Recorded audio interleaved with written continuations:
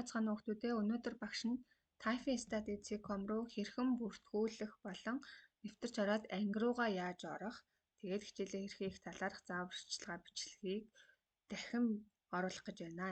За учир нь өмнө нь багш нь бичлэг оруулсан боловч бүртгүүлж орсон хүүхдүүд маш хангалтгүй байгаа учраас дахин бичлэг оруулж байна. За Google дээр typing study.com гэж бичиж хайгаад за хамгийн ихэд гарч иж байгаа Touch Typing Study гэдэг дээр дараад орно. За орохоор ингэж харагдана. За өмнө нь аль хэдийн бүртгүүлээд орсон хүүхдүүд бол шууд логин хийгээд орно.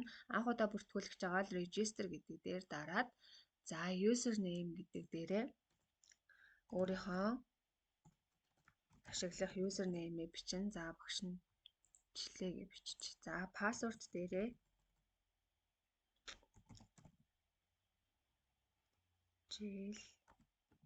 nest гэж бичиж. За хамгийн гол нь та бүхэн маань хүүхдүүд маань мартахааргүй нууц үгээ хийн шүү. Кодинг хичээлээр ашигладаг Gmail-ийнхаа нууц үгийг энд дахиад ашиглачвал ер нь зүгээр. Тэгэхгүй бол олон пассворд ашиглавал мартна тийм ээ. За real name гэдэг дээр болохоор бүтэн нэрээ бичнэ шүү. За бүтэн нэрээ бичиж.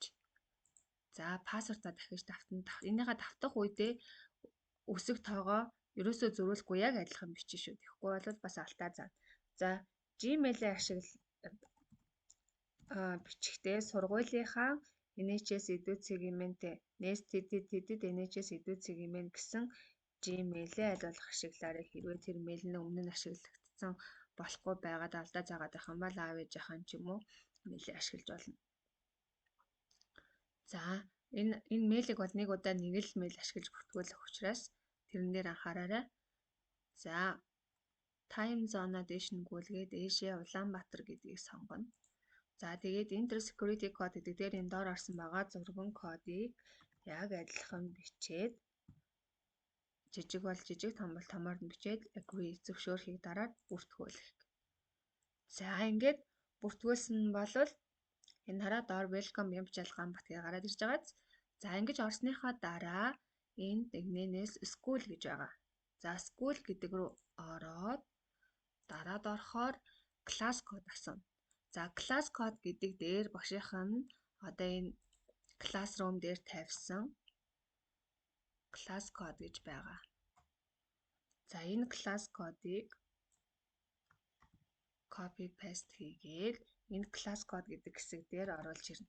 За тэгээд join class гэнэ. Яг жишээлбэл 4А ангийн class code ахгүй юу? Анги болгоны class code өөр гэсэн үг. Тэгээд join class гэдээ дарахаар хардаа 4А анги гэдэг class name-ийн дор гарч ирж байгааз. За ингээр чи 4А ангидаа нэвтрээд орсон гэсэн үг. За 5 дугаар ангиас уучвал 5А, 5-ын Б-гийнх бол 5-ын Б гэж гарч ирнэ гэсэн үг байхгүй 4-ийн Б-гийнх бол 4-ийн Б гэж гарч ирнэ. За ингэсэн бол чи ангидаа нэвтрээд орсон.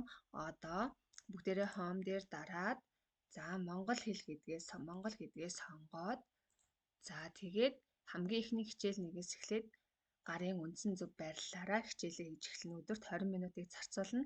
За энэ бүх мэдээлэл нь багш дээр автоматар ирж явах учраас өдөрт хийгээгүй сурагчийн бол багшд нь хийгээгүй гэж харагдана. Хийсэн бол хийсэн, хэдэн минут хийсэн, ямар үсгэн дээр алдсан гэд бүх мэдээлэл нэрх учраас өдөр болгон 20 минутыг зарцуулаад хийгээрэй.